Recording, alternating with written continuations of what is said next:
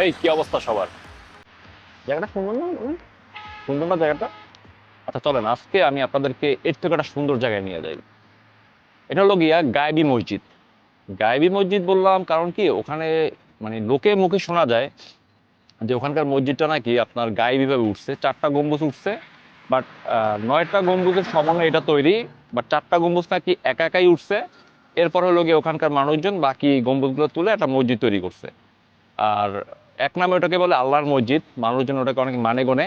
তো চলেন আজকে আমরা ওইটা একটু দেখে আসি। চলেন।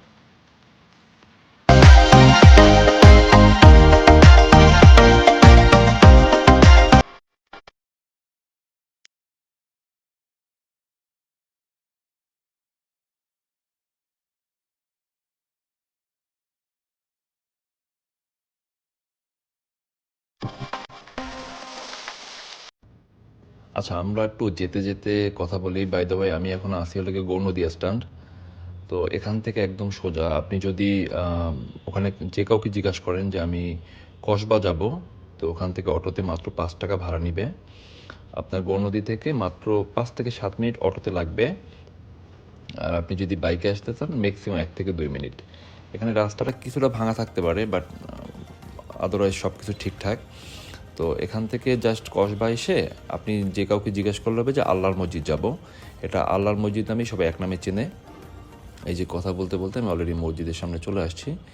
তো চলেন আমরা মসজিদের চারোদিকটা একটু ঘুরে দেখি এবং চেষ্টা করবো আমি ভিতরের দিকটাও দেখানোর জন্য। আর এখানে নামাজ পড়ার একদম সুযোগ আছে, আপনারা চাইলে এসে নামাজও আদায় করতে পারবেন। আর একটা জিনিস হলো, যেহেতু এটা একটা পবিত্র জায়গা, তো আমরা চেষ্টা করবো এখানে পবিত্রতা রক্ষা করার জন্য।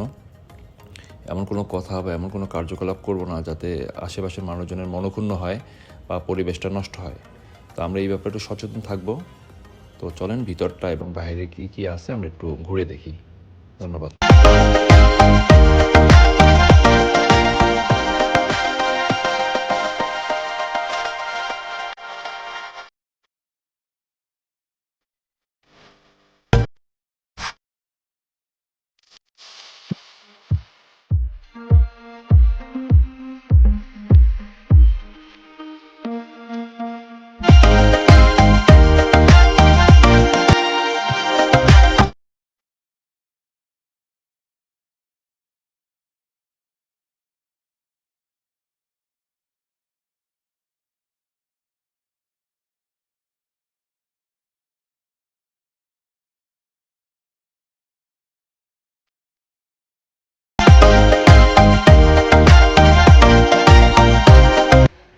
আচ্ছা তো আমরা অলরেডি আপনাদেরকে কসবা মসজিদ দেখাইলাম, যদিও এটা অনেকেই বলে যে এটা আল্লাহর মসজিদ।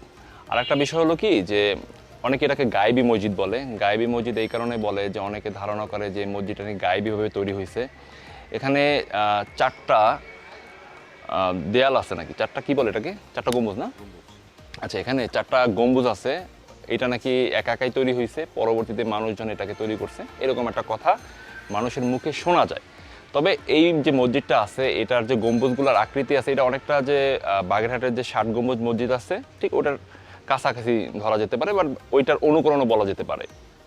আর একটা ব্যাপার হলো যে এটার যে দেয়াল আছে এগুলো কিন্তু সবই পোড়ামাটি দিয়ে তৈরি, পুরোটা পোড়ামাটির একদমই তৈরি। এবং এটা ধারণা করা হয় যে পঞ্চদশ শতাব্দীর মাঝামাঝি সময়ে খানজাহান রাদিয়াল্লাহর সময় এই জিনিসটা তৈরি করা হয়েছে, কিন্তু এটা সঠিক ইনফরমেশন কারো কাছেই নাই। আর এটা আপনি দেখবেন অনেক টাইপের নকশা তৈরি আছে, যেমন আপনি বুটিদার নকশা, খাস কাটা হীরকের নকশা, পেঁচানো নকশা, শিকল নকশা, গোলাপ ফুলের নকশা, বিভিন্ন নকশা দিয়ে এটা তৈরি। এটা যখন আপনি একদম সামনাসামনি থেকে দেখবেন তখন বুঝতে পারবেন যে আসলে এটার ভিতরে কী কী আছে, কী কী ধরনের নকশা তৈরি করা হয়েছে। এটা আসলে আপনি যদি আধুনিকতার ছোঁয়া বলেন তাইলে বলবো যে আসলে না, এটা একদম সেই অনেক আগের, সে আগের যুগের তৈরি করা। এটা আপনি দেখলেই বুঝতে পারবেন। এখানে মানুষজন আসে, তারা বিশ্বাস করে যে না এখানে তারা যদি মানত করে আল্লাহ তাআলার ইচ্ছায় সেই মানত পূর্ণ হয়। সেই আশা নিয়ে কিন্তু প্রতিনিয়ত এখানে প্রচুর পরিমাণে মানুষ আসে এবং এখানে 5 ওয়াক্ত নামাজের আয়োজন করা হয়, নামাজ আদায়ের সুযোগ আছে। তো আমি আপনাদেরকে বলবো আপনারা সময় সুযোগ করে এখানে একবার আসতে পারেন, আপনাদের ভালো লাগবে। তো আজকে এই পর্যন্তই। আসসালামু আলাইকুম।